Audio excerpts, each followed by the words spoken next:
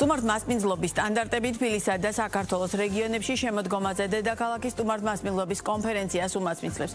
ორგანიზატორები მიიჩნევენ, რომ ეს გახდება პლატფორმა, სადაც სტუმარ მასპინძლობის სექტორის წამყვანი სპეციალისტები, ადგილობრივი და უცხოური ბრენდების წარმომადგენლები, დეველოპერები და ასევე სამთავრობო უწყების წარმომადგენლები ერთმანეთს შეხვდებიან ცოდნის გასაზიარებლად, ტენდენციების განსახილველად და სფეროს განვითარების ახალი გზების დასაგეგმად. უფრო კონკრეტულად, რა მიზანი აქვს ღონისძიება სტუმართან K Hospitality-ის გრუპის დამფუძნებელთან დავით კეიდართან ერთად ვისაუბრეთ. მოგესალმებით, ძალიან დიდი მადლობა გადაცემაში სტუმრობისთვის. ისე გამოვიდა, რომ გადაცემის დასაწყისშიც სტუმარ მასპინძლობის სექტორზე ვსაუბრობდით და გადაცემის ბოლოსაც ახლა ამ თემას ვეხებით. ძალიან მნიშვნელოვანია და საქართველოს ყველა გაგებით აქვს პოტენციალი, რომ ეს ამ ნაწილში იყოს მოწინავე და ჩვენ შევძლოთ რაც შეიძლება მეტი ტურისტის მოსვლა. თუმცა ამ ყველაფერს ცოტა ცლად ვისაუბრეთ მე და თქვენ, მაგრამ თავდაპირველად კონფერენციაზე რატო გადაწყვიტეთ, რომ სექტემბერში ამ ტიპის კონფერენცია ჩავატაროთ საქართველოში და რა მოლოდინები გაქვთ ამ კონფერენციასთან მიმართებაში? კეთილი. პირველ რიგში მოგესალმებით თქვენს მაყურებელს. დიდი მადლობა მოწვევისთვის. ძალიან მიხარია, რომ დღეს არ ვისაუბრებთ მხოლოდ ვიზიტორების რაოდენობაზე და ზოგადად სტატისტიკაზე, რამდენი ტურისტი შემოვიდა, რამდენი გავიდა და ასე შემდეგ. ჩვენ კომპანიას მიაჩნია, რომ ამ სექტორის ბირთვის სიმტირადე გამოიწვევა სამი ფაქტორისგან. პირველი არის ადამიანური რესურსები და მათი დეველოპმენტი, მეორე არის ეფექტური ოპერირება და მესამე არის მოთხოვნა მიწოდების დინამიკის სტრატეგიულად მართვა. შესაბამისად, მოკლედ რომ მოგიყვეთ, ქართულ ბიზნესში რა ვითარება გვაქვს სასტუმროებთან. ბევრი სასტუმრო იხსნება, ბევრი უნდა გაიხსნას, სხვათა შორის ზოგი ციხურება? კი, ზოგი ციხურება, მაგის მიზეზებზე მე ვისაუბროთ. კი ბატონო. სხვათა შორის ახლა მარტში ვხსნით რეგიონის მასშტაბით პირველ World Hotels საქართველოში. რამოდენიმე არის დეველოპმენტი, უბრალოდ ჩვენი სასტუმრო იხსნება პირველი და სიამოვნებით აკვატიჟებთ გახსნაზე. საქართველოში სასტუმრო წარუმატებელია თუ ის ვერ პასუხობს ბაზრის მოთხოვნებს. ან უბრალოდ რა მოთხოვნებს უნდა პასუხობდეს მაშინ ის რომ წარმატებული იყოს ასე მოთხოვნებს ხა ყველა სასტუმრო ინდივიდუალურია. ეს გამოწვეულია ადგილმდებარეობისგან და ასე შემდეგ. როდესაც სასტუმროს ესე ვთქვათ, სასტუმროს დეველოპმენტში შედიხარ, უნდა გათვალო გზელ ვადაში ვინ შეიძლება შემოვიდეს, რა კონკურენცია შეიძლება გაგიჩნდეს ბაზარზე, რითი უნდა უპასუხო შენ სეგმენტს, ოჯახი მოდის, წყვილი მოდის, ბიზნესია, ბევრი ფაქტორია, რომელიც ამ ყველაფერს განსაზღვრავს. შესაბამისად, ამის გარდა თავარი ესე ვთქვათ პოინტი არის ის, რომ ადამიანს არ აკავშირებს შენობა, მას აკავშირებს ემოცია. ემოციის უკან დგას ყოველთვის ადამიანი.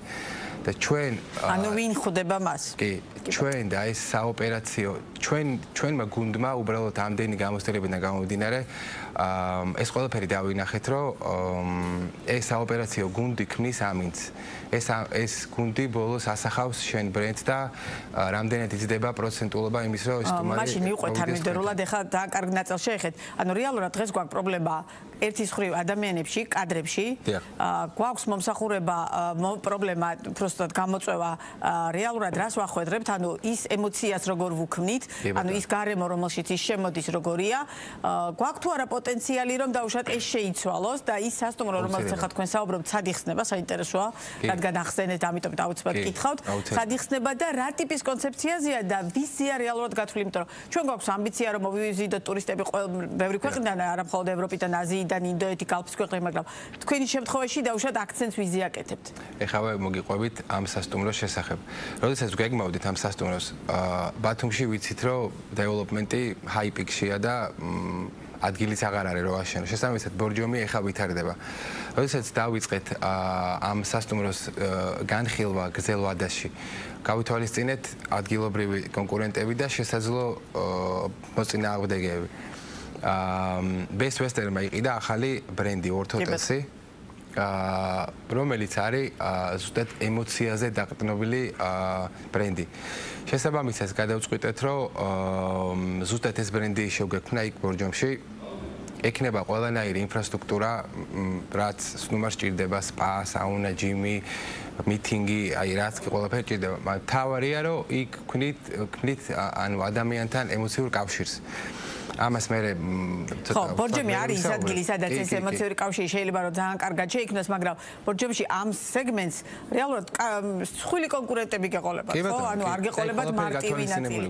აი, საინტერესოა როგორ აპირებთ შესვლას კონკრეტულად, რამდენად თვითონ ტურისტებისთვის რამდენად საინტერესოა ბორჯომი, თუ თქვენ უნდა იმუშაოთ თავშად ტურისტების მოზიდვაზეც ამ ნაწილში, იმიტომ რომ ერთია რომ ბორჯომი ვიცი ჩვენ ადგილობრივმა დამსვენებლებმა და თუნდაც აი ამ გამაჯანსაღებელი ნაწილი სეგმენტის გამო გარკვეულწილად პოსტსაბჭოთა სივრციდან გადმოყოლილი ეს ტენდენციაც მეტნაკლებად ყოფილ პოსტსაბჭოთა ქვეყნების შესაძლოა საინტერესო იყოს, მაგრამ რამდენად არის ბორჯომი თავშად ისეთი კურორტი, სადაც შეიძლება რომ ლაქშერის დასვენების მოყვარული ტურისტები მაღალხარჯველიანი ტურისტი მოვიზიდოთ. კი ბატონო.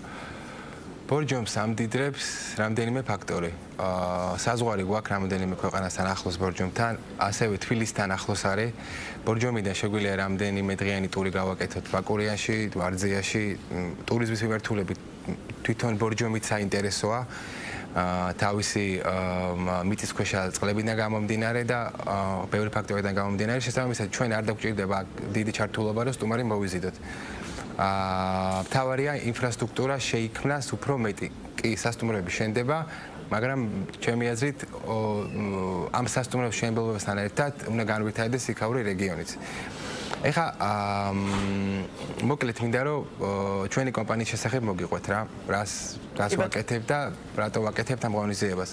როგორც მოგიყევით? ხო, იმიტომ რომ კონფერენცია არ დაგვრჩეს მაყურებლისთვის გაუგებრად რაზე ვლაპარაკობთ. კი ბატონო. ჩვენი კომპანია ოპერირებს ახლო აღმოსავლეთში და საქართველოში აქტიურად. საქართველოში 10 წელზე მეტია უკვე ოპერირებთ. რამოდენიმე სასტუმრო დეველოპმენტში გქონია, სასტუმროებს მართავთ, ორი მიმართულებით მუშაობთ.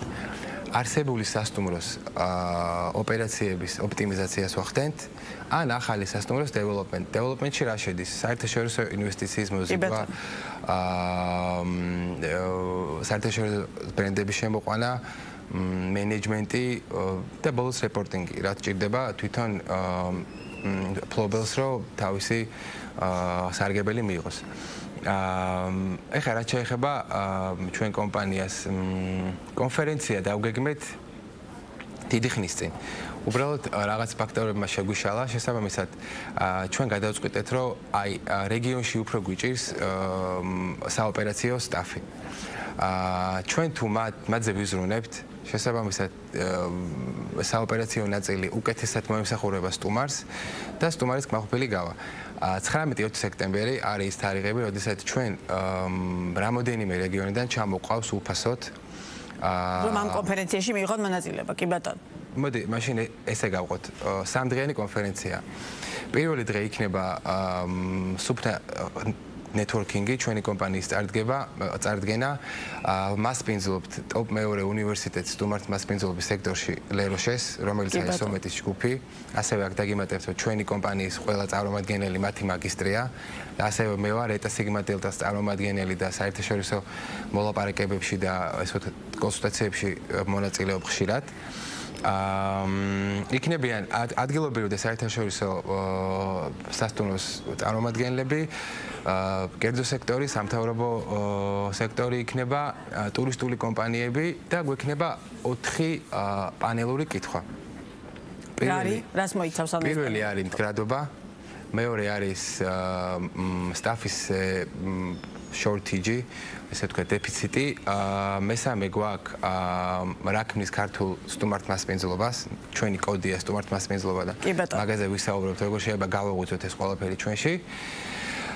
რო ჩავშალო, ესე იგი, საქართველოში მდგრადობა, რაცაც ჩვენ უყურებთ, მიაჩნიათ მხოლოდ ეკოსისტემა.